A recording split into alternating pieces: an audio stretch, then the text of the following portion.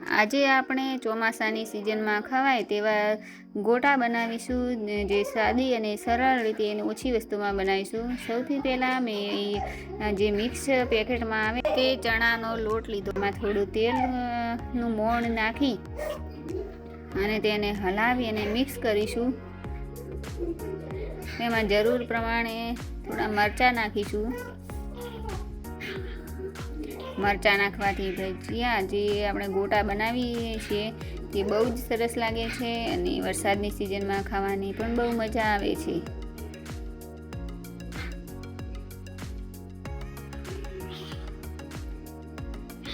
તેમાં પાણી રેડતા જઈશું અને તેને મિક્સ કરતા રહીશું, જેથી કરીને લોટ આપણો બરોબર મિક્સ થઈ જાય અને વધારે પાણી પણ ન જાય અને લોટ કંઈ કોરો પણ ન રહી જાય તે જોવું જરૂરી છે.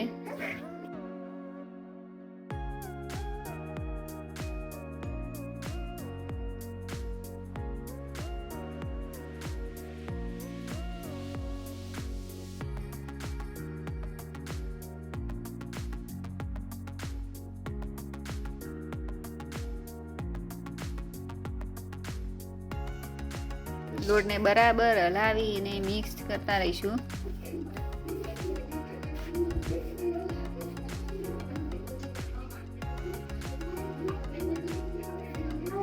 જરૂર પ્રમાણે તેમાં પાણી એડ કરતા રહેવાનું.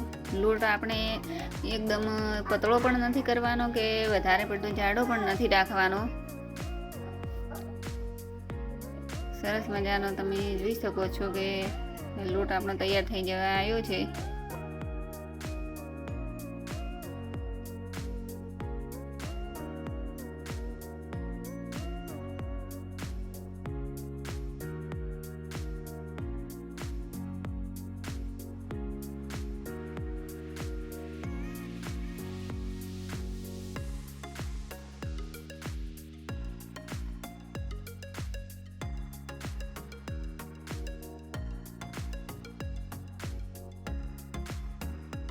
સરસ મજાના ગોટા બને એવી રીતે આપણે લોટ બનાવ્યો છે, તૈયાર કર્યો છે.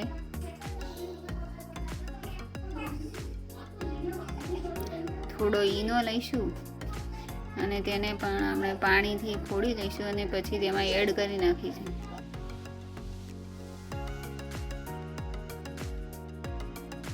ઈનો નાખવાથી ગોટા સરસ રીતે ફૂલે છે.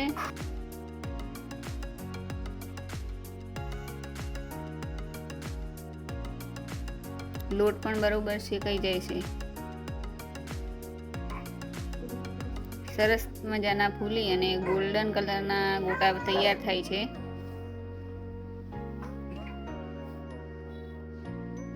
તમે જોઈ શકો છો લોટ આપણો બરોબર મિક્સ થઈ ગયો છે.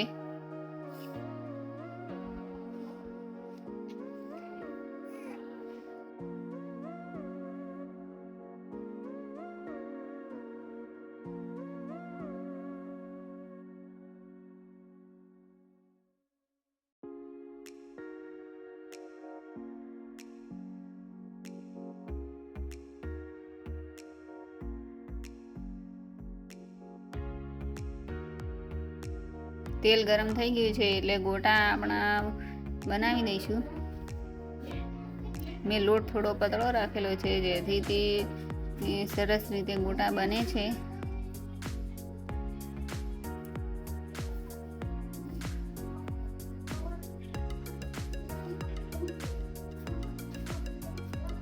ગેસની ફ્લેમ આપણે હાઈ પણ નથી રાખવાની કે લો પણ નથી રાખવાની, મીડિયમ ફ્લેમ રાખશું જેથી કરીને ગોટા સરસ રીતે તૈયાર થાય છે. ગોટામાં એ વાતનું ખાસ ધ્યાન રાખવાનું કે જો ગેસ આપણે હાઈ ફ્લેમ ઉપર રાખીશું તો તે ઉપરથી તો સરખી રીતે બની જાય છે પરંતુ અંદરથી કાચા રહી જાય છે.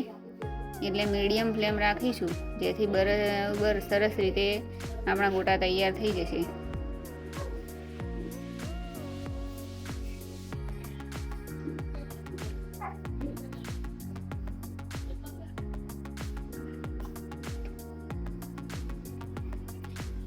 મેં માર્કેટમાં મળતા સરસ તૈયાર પેકેટથી જ ગોટા બનાવ્યા છે. તમે બીજું પણ તેમાં પછી બીજું કશું એડ નથી કર્યું, ખાલી એક મરચાં જ નાખ્યા છે.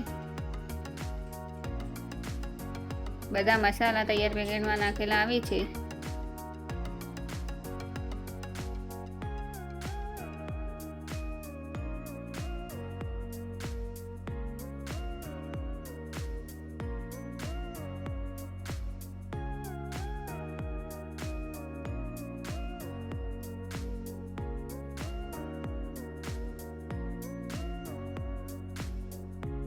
થોડા ગોલ્ડન બ્રાઉન થાય ત્યાં સુધી આપણે તેને શેકી તળી લેવાના છે. તમે જોઈ શકો છો ગોટા આપણા તૈયાર થઈ ગયા છે.